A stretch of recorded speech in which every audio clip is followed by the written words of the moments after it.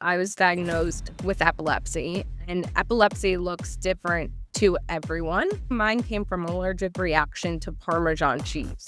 And at the time, I was a professional swimmer, so I was training for the Junior Olympics.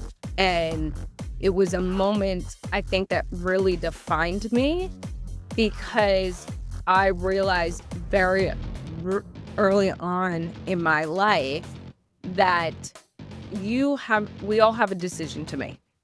The decision to make is things happen to us by circumstance, not necessarily by choosing. And are we going to become the victor to that story, or are we going to let that story define who we are and let it take control of us? It's The Journey with drug and alcohol attorney Mark G. Astor. Hello, everyone. I'm your host, Mark Astor. I spent a lot of years sitting across the table from people during some of the most challenging moments of their lives as an attorney, an advocate, and as someone who understands that the road isn't always straight. What I've learned is that success, recovery, and growth rarely look the way we expect them to. There are doubters, there are detours, hard conversations, and moments that change everything. On this podcast, I talk with people who are willing to be honest about their journey, what worked, what didn't, and what they wish they knew sooner. So today I'm very excited because I have a very special lady here because she helps me with my podcast. And she's really an amazing lady. Welcome, Olivia Atkin. Thank you for having me. I am really excited to be here, and I've watched your podcast journey in different aspects. So it's exciting now to be having this conversation with you. Yes. So Olivia, before we get into it, let me tell our audience a little bit about you because there's a lot to tell them. Olivia Atkin is a multifaceted leader, celebrated for her innovative approach to helping individuals and businesses launch, optimize, and elevate their podcasts. And I can vouch for that based on personal experience. Host of the globally acclaimed Achieving Success with Olivia Atkin, her podcast reaches listeners in over 40 countries across all 7 continents, a distinction that underscores her expertise and global impact in the podcasting industry. As the founder of Achieving Success, Olivia provides high-ticket clients with comprehensive services, including podcast strategy, titles, descriptions, uploads, SEO, and workflow optimization. In addition to her podcast achievements, Olivia is the visionary behind Turn to Designs, an apparel company dedicated to supporting the U.S. Coast Guard, and I know that's a big passion of yours. Inspired by her passion for honoring those who serve, Turn to Design creates custom apparel for active members, veterans, family members, and anyone who wants to show their support for the brave individuals who protect and serve our country. No 2 words were spoken. The mission-driven endeavor is a testament to Olivia's commitment to making a meaningful impact across industries, with a bachelor in business management, a minor in sports studies, and that's an exciting part of your past that we're going to talk about too. And an MBA specializing in supply chain, Olivia combines academic excellence with real-world innovation. Olivia is the author of Achieving Success in Career Development and a TEDx speaker whose talk, Defeating Your Biggest Enemy, You, has inspired audiences worldwide to overcome obstacles and achieve their goals. If you haven't seen Olivia's TED Talk, you definitely should. It'll be the best 5 minutes you've ever spent. Whether launching a podcast, refining an existing one, or supporting a cause close to heart, Olivia's passion, expertise, and strategic vision empower her clients and customers to achieve success on their terms. I don't even know where to start, Olivia, because you're a very inspirational lady. And I know that you've been an amazing service to me. Let's start at the beginning, because I know that you're very much a success-driven, motivated. Jill, I know that you help others to achieve success. So tell me, what does success mean to you? Going down the path that feels the truest to you and accomplishing the goals that you've set for where you are today. I say all the time, 10 plus years ago, success looked like working in the NFL and pro sports realm, and I accomplished that. And after time, I had felt like I'd done everything I could and wanted to do in that space.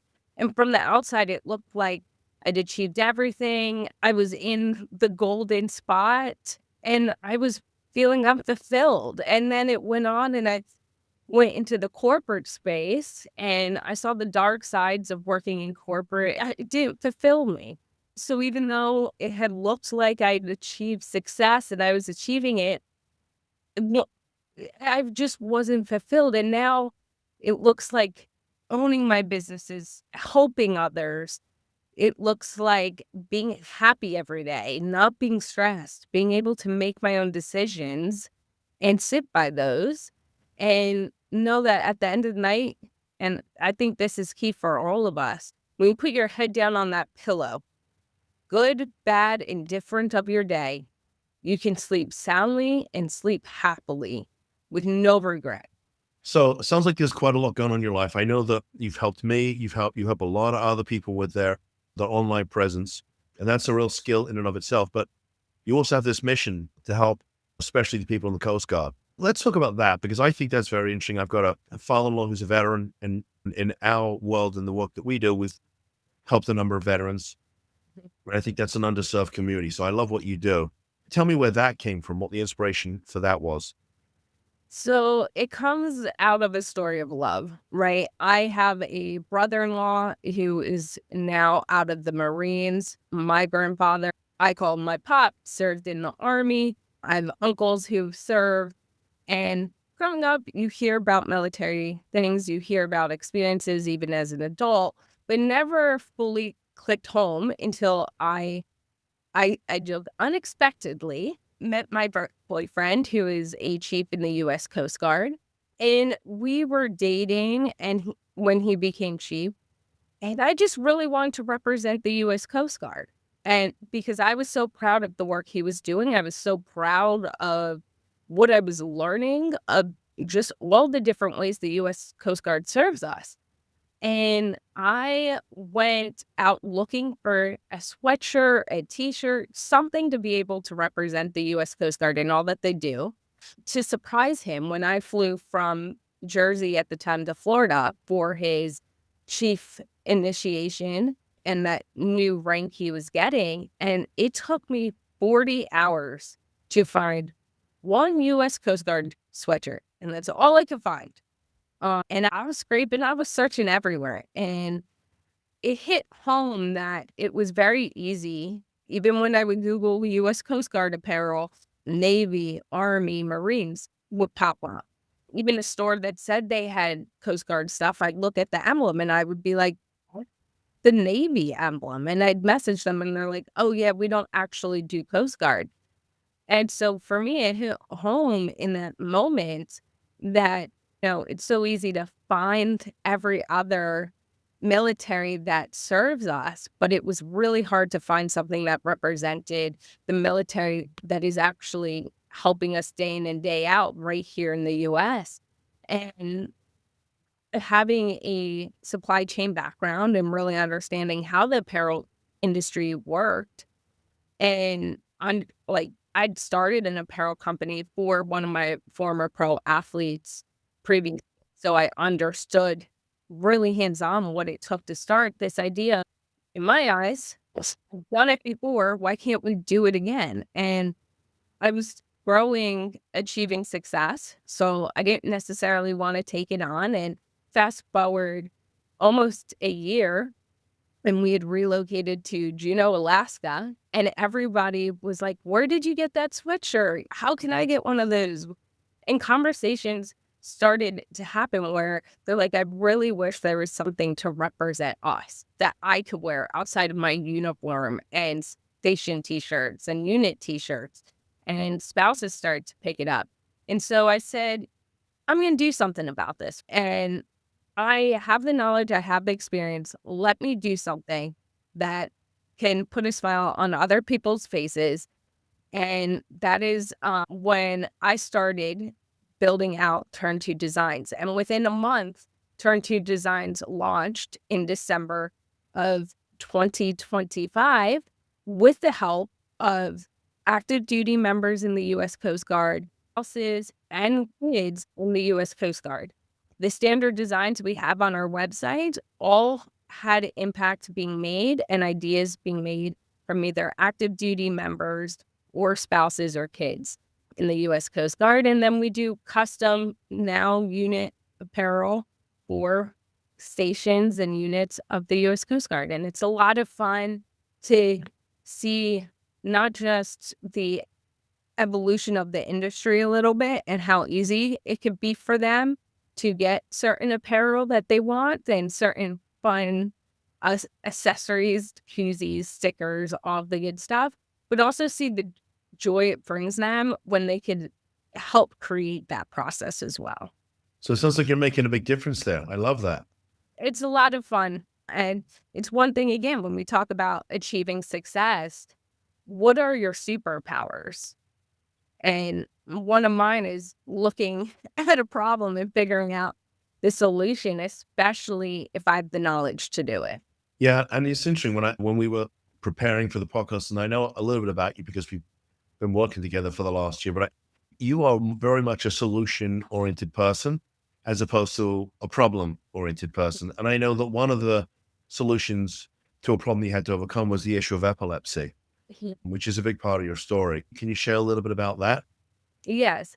So at 9 years old, I was diagnosed with epilepsy, and epilepsy looks different to everyone because it happens in the brain and it can range from the shaking and foaming in the mouth to literally talking and having a seizure. And some people do that. Some people also have the experience of having deja vu and just feeling like the moment already happened even though it didn't happen to them twice. So it really ranges.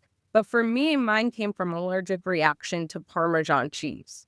And that's another thing most people don't know is that anything can trigger a seizure. So, it could be a one-off situation where you have an allergic reaction to Parmesan cheese like myself. And at the time, I was a professional swimmer. So I was training for the Junior Olympics. I had been swimming my whole entire life. My parents showed that you would really have to fight with me to get out of the pool.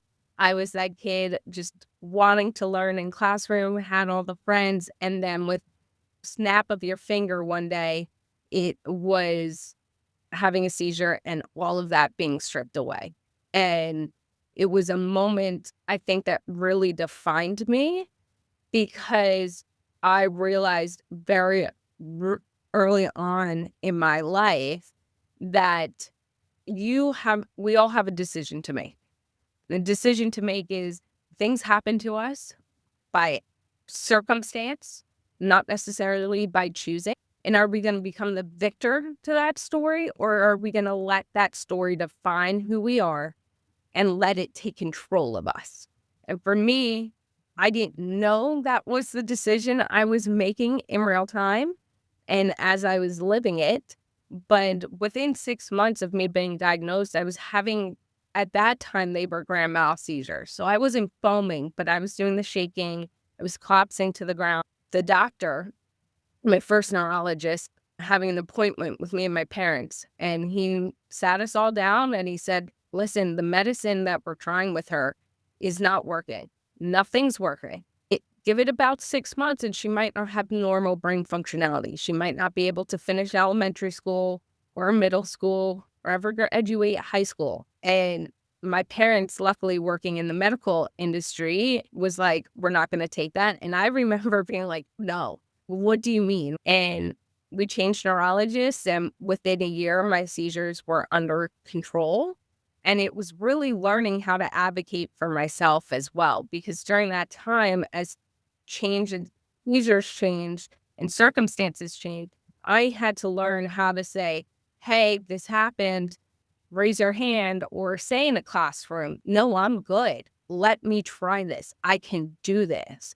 And that has carried me all the way through to where I am today. The mentality of, yes, this is part of my life, part of my story, whether it is epilepsy or any other obstacle, but I have a choice here. Do we go through it, or do I stand here and say, okay, this is it? And for me, I like choosing the going through it and being able to come out with a fun story. So how is your health these days? It is great. I've been seizure free for many years.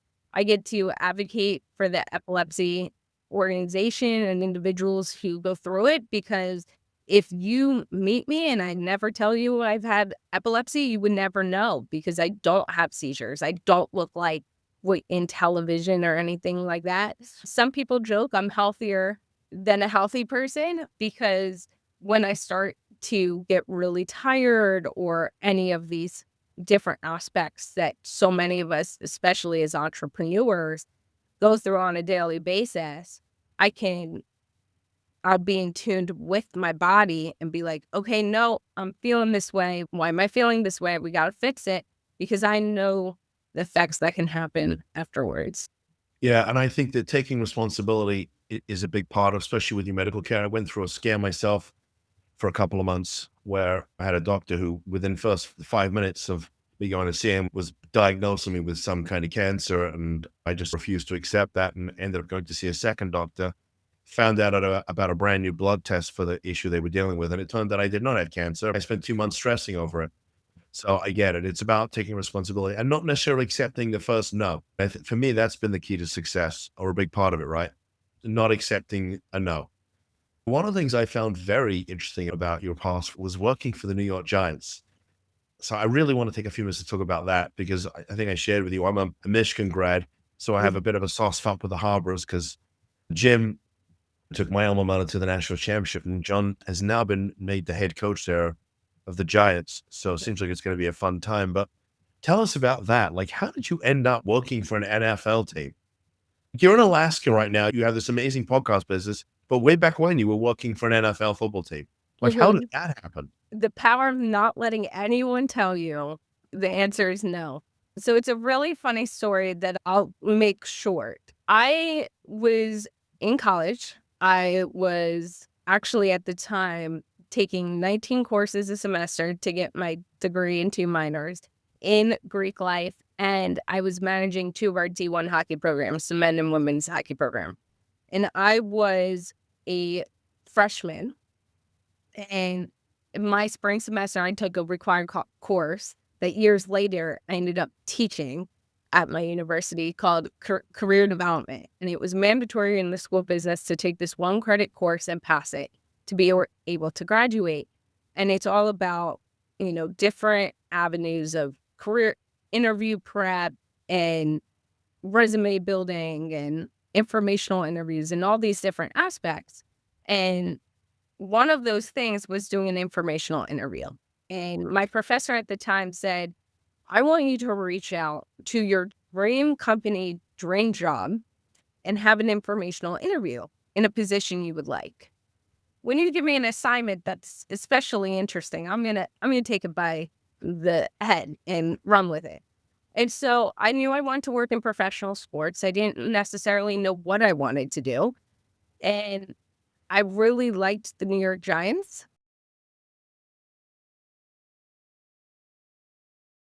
I saw the leadership within there, and I was like, that looks like a good organization to work for.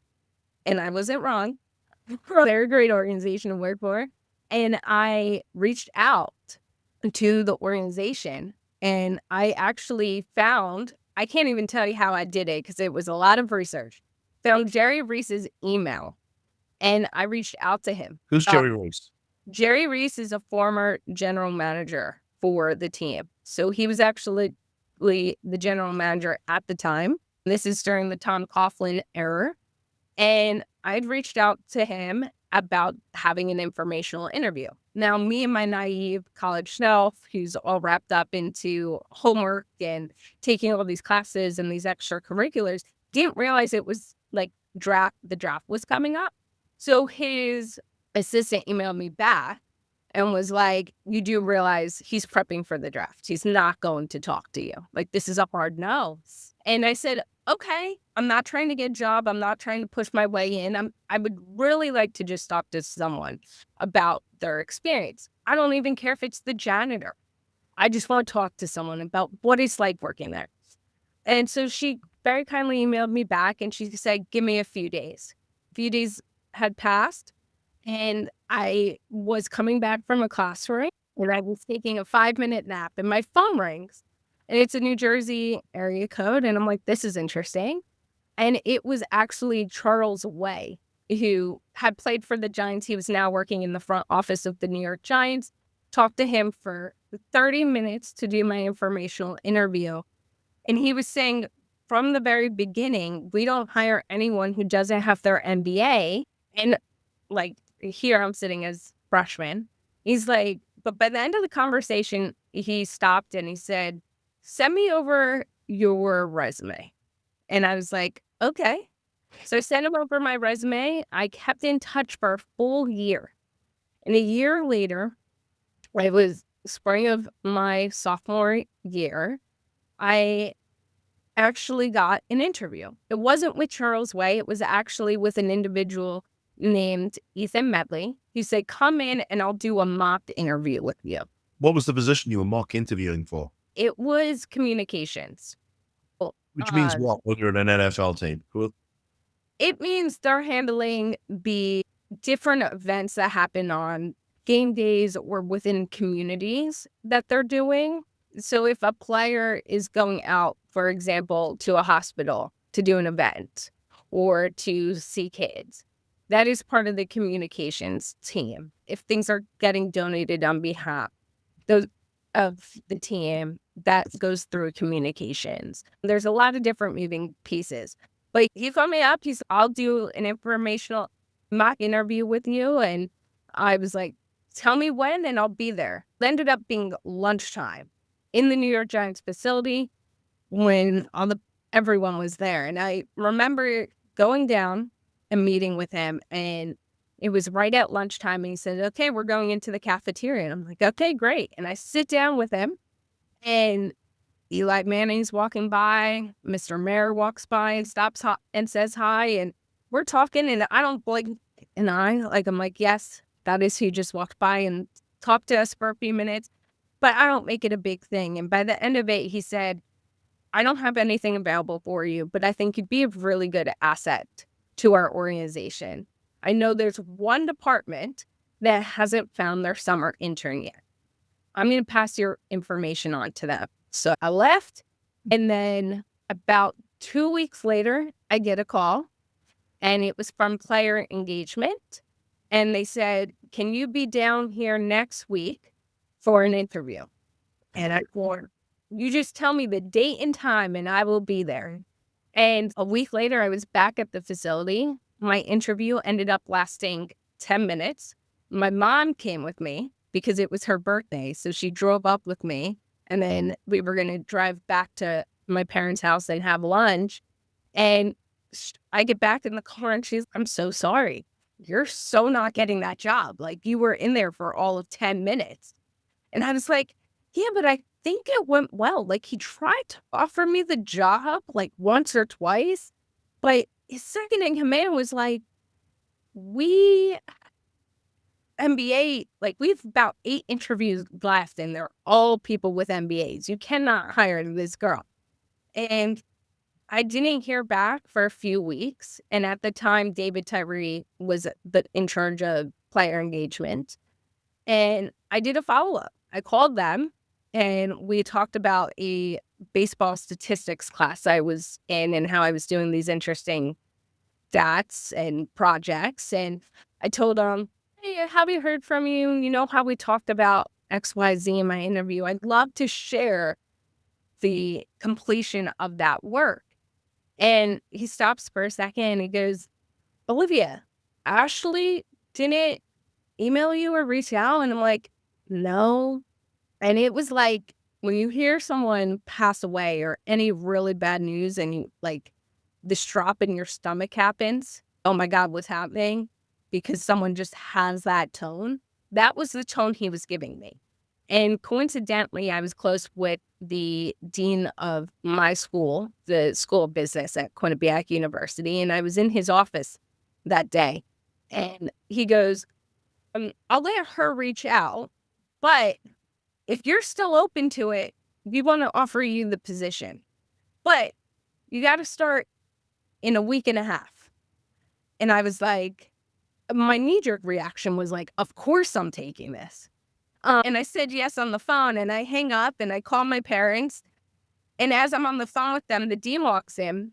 Guess what? It was finals time. Finals was a week and a half later.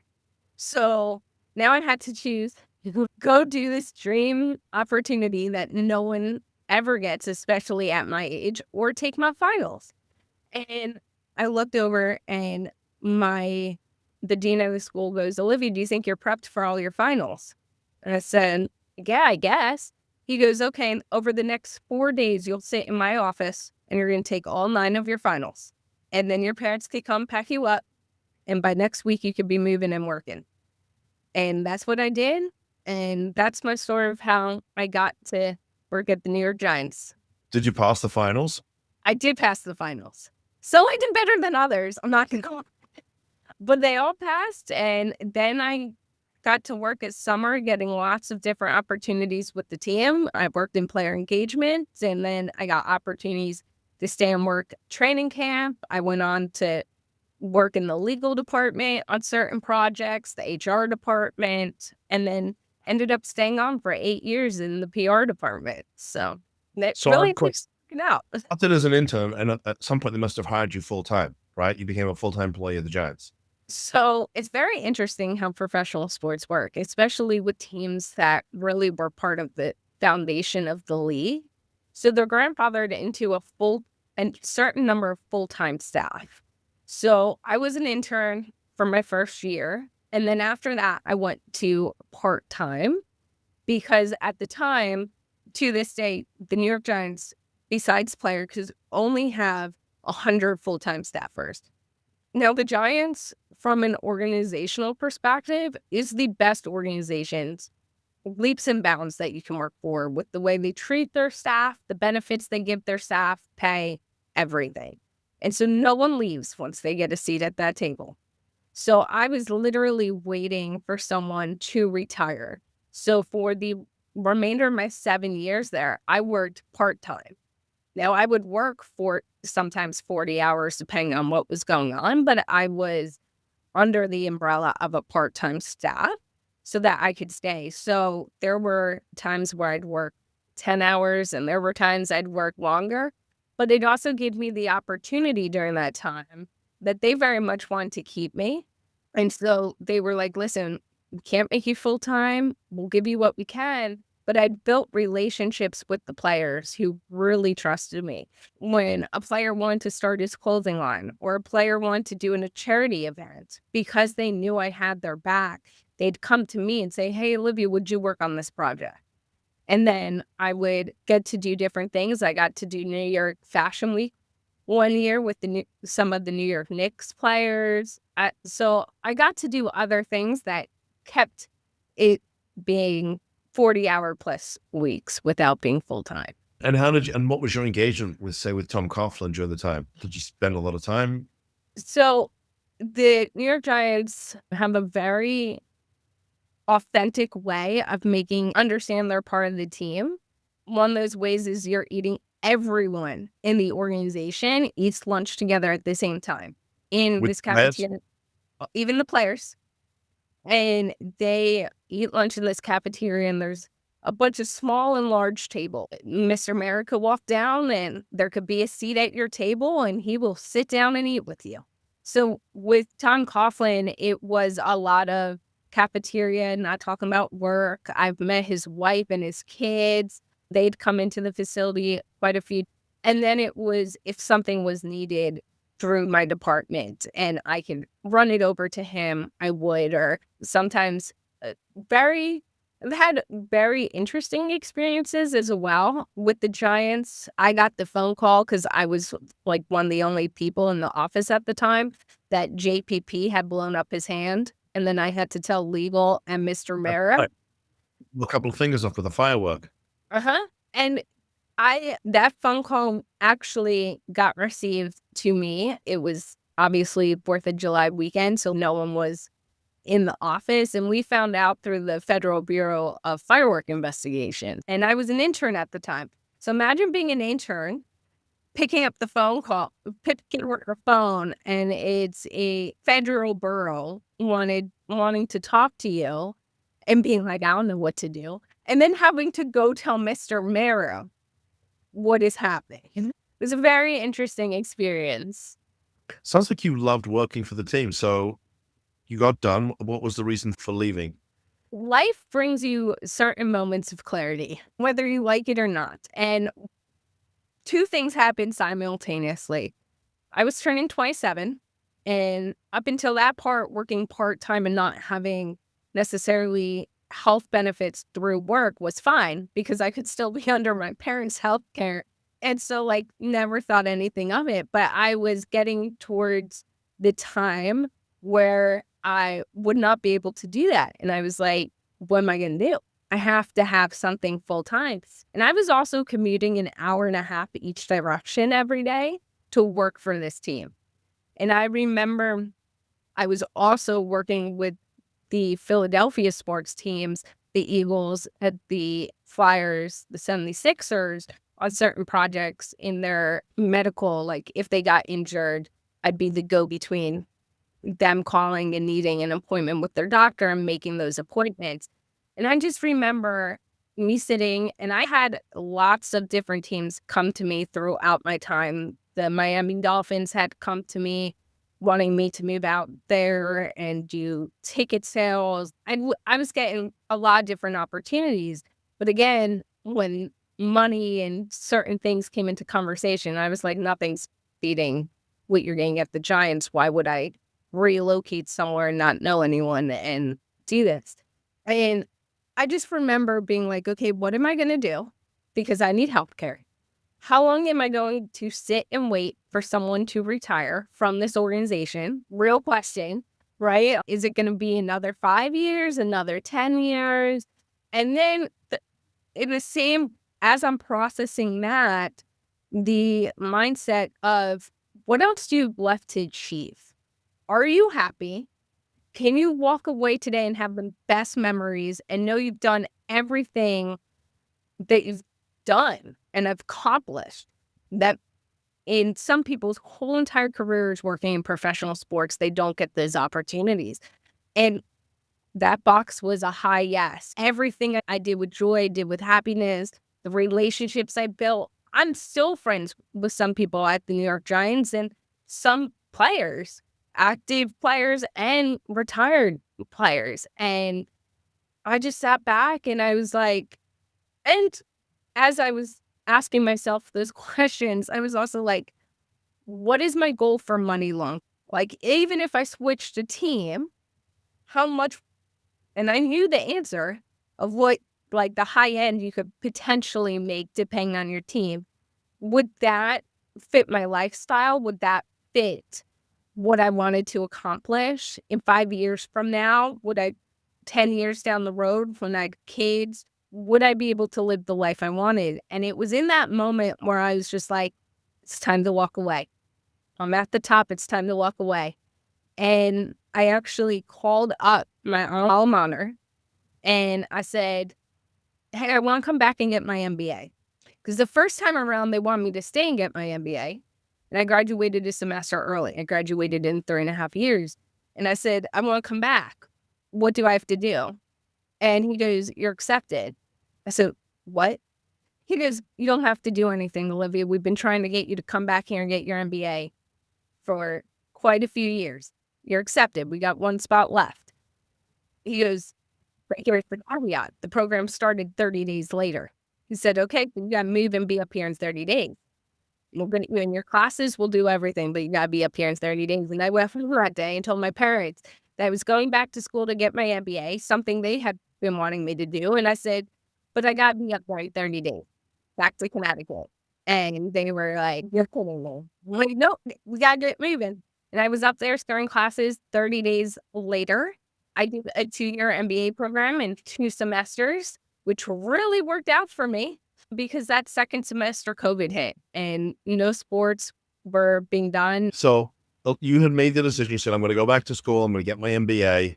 And you did. And you knocked it out of the box, like, very quickly. Yeah. I would think all that background, especially working for the Giants, and I think people forget, when you're working for a sports team, it's a business. The NFL is a business. They're an entertainment company, and they sell a particular type of entertainment. At the end of the day, dollars and cents have to work. But I would think all that amazing business experience had to help you with your MBA. Oh, it did. And I look back now because there's so many kids, and I call them really, we all are at that age, who go straight through from getting their undergrad to going to graduate schools. And I saw it, my university, and there's nothing wrong with that that is your choice. There's a 3+1 program or a 4+1 program where you can start your MBA classes while you're in undergrad and continue on. But not only having the experience and background I had, and at that point, having a degree, 2 minors, and 3 certifications in different business areas, and the experience of working for a pro sports team where things are fast-paced and decisions have to be made, this and that, gave me the perspective that really allowed me to absorb the information I was learning in my classes, but it also gave me the perspective to ask questions a certain way that so many people who haven't gone out and worked and come back to graduate school do not get the opportunity. Because when you go, I saw this with my peers. Now, there was an age gap and an experience gap. So when I walked into a classroom, and something was being taught, I would raise my hand and ask a question and be like, how would this situation apply to a situation like this? Because I'm pulling real world knowledge of that topic out from lived experience, where my peers didn't know to ask those questions because they hadn't experienced that kind of thing. They hadn't been in a meeting and having to have that perspective. And so for me, it was really interesting, not only going back, but being able to absorb the information in a certain way that I knew that if I had just gone through, I would never have that perspective. I think it's amazing. So maybe with the time that we have left, Olivia, can we talk about your business now, Achieving Success? Because that's where I came along, right? You and I got introduced because I was looking to promote my business and get on podcasts. And then recently decided I was going to relaunch my old podcast, which I hadn't done since pre-COVID, when there was a lot less of me and I had more hair. Yeah, don't laugh. We'll get old. Just turned 59. I'm hanging in there, but it's a struggle every day. So tell us about that. Tell us about what does Achieving Success do? Tell us about your business and how you're helping other businesses to achieve success. So Achieving Success and my podcast, Achieving Success with Olivia Atkin, really came out of this idea of having conversations and using my voice to share stories and share experiences that I've gone through and other people have gone through, so no one feels like they're alone. And all of our voices is a tool we all have access to at any point in the day to make any impact we choose to make, good or bad. And what is that you wish to get out of it? And so when I started my business, it was really a way for me to use my voice to make that impact. And very quickly, my podcast became a globally ranked podcast. Within 30 days, it was in 8 countries. And people start coming to me and they're like, how do I get on podcasts? How do I get on your podcast? I've had a podcast. I had one peer of mine come to me and say, I had my podcast for 5 years and I get 1 listen a week. What am I doing wrong? And very quickly, I realized that prior to me launching my podcast, I'd done a lot of research, a lot of informational interviews, seeing what worked and what didn't work in the industry in every aspect of the podcast industry.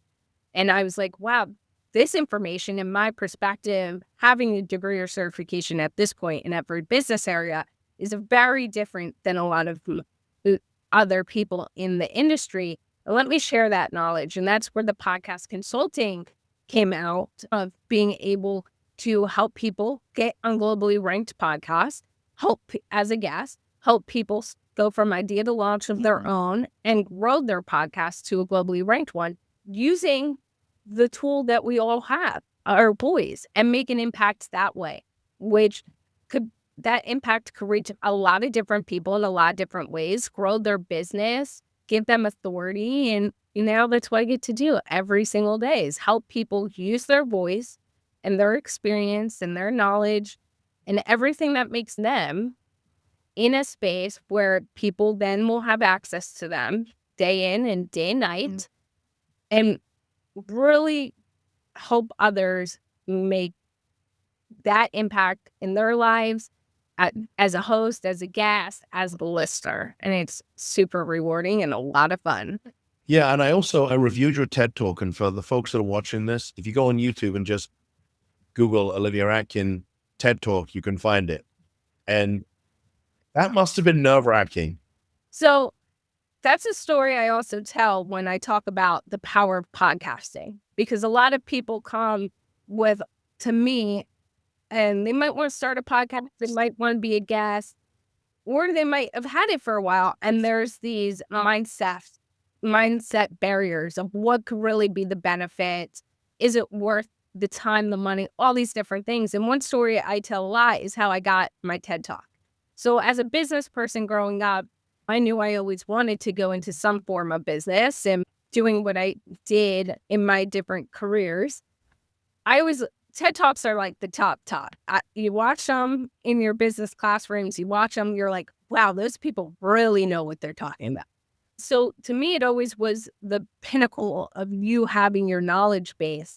And I remember being like, oh my God, I'd never be on one. And I had started my podcast November 1st of 2022. And I was doing my thing, no necessary goals, just moving the needle and having impactful conversations.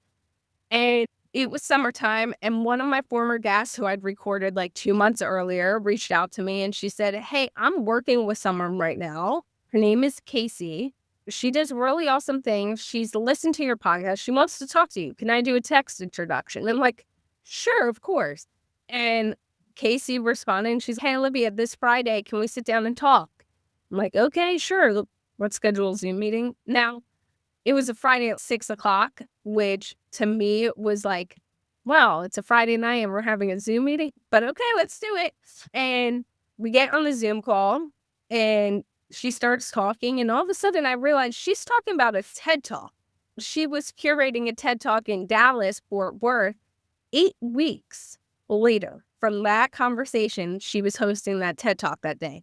And she said, I've been listening to your podcast. I think the conversations you had, the experiences you've had and talk about, all these different things are really impactful, and you really use your voice in a positive way. We were doing the planning, and we have one spot we can open up for that day. Would you be interested in being a TEDx speaker and being in Dallas, Fort Worth 8 weeks from now and giving a talk? And without thinking, I was like, yeah, okay, let's do it. And it was just like, okay. And I got off the phone and I was at my parents' house at the time and walked down and I said, I'm going to be a TEDx speaker. And they're like, wait, what? And I'm like, yeah, in 8 weeks. And do you guys want to come to Dallas, Texas? And you guys can listen to my TED Talk. And every minute outside of working with clients for the next 7 weeks, I prepped my talk. I practiced in front of my dogs. You watched my TED Talk. All those body positions at those certain moments, I practiced day in and day out. The wording, how it was going to fit in, everything. I practiced.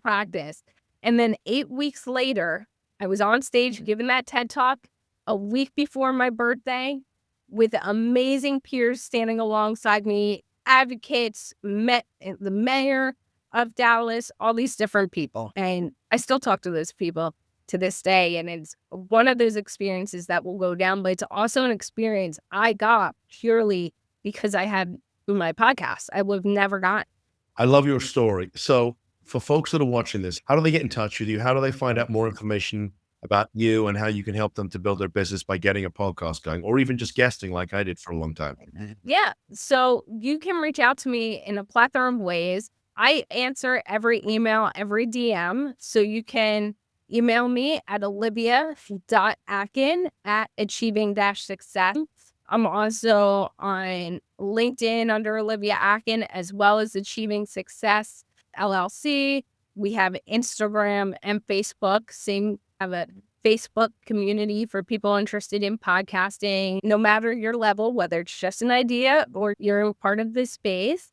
And I answer all DMs. You can also search the podcast and anything related to me on Google under Achieving Success, Olivia Atkin, or Achieving Success with Olivia Atkin. I am the first 5+ pages of Google. If you forget any of the socials or my email, you could just search that and everything will come up.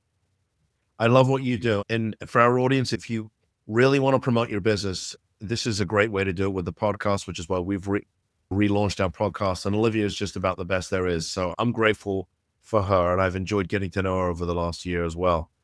For the folks that are watching, if you want to find out more about the work that we do, because we're saving families whose loved ones are suffering from substance use, mental health disorders, and failed attempts at recovery, go to our website. The main website is mentalhealthaddictionlawfirm.com. That's mentalhealthaddictionlawfirm.com. Or just Google me, Mark Astor. And a bit like Olivia, I have a bunch of content out there. I think there's about 700 videos sitting on YouTube right now. You should be able to find me. Olivia, thank you for coming on the show. It was great to see you. And we'll see everybody in the next episode.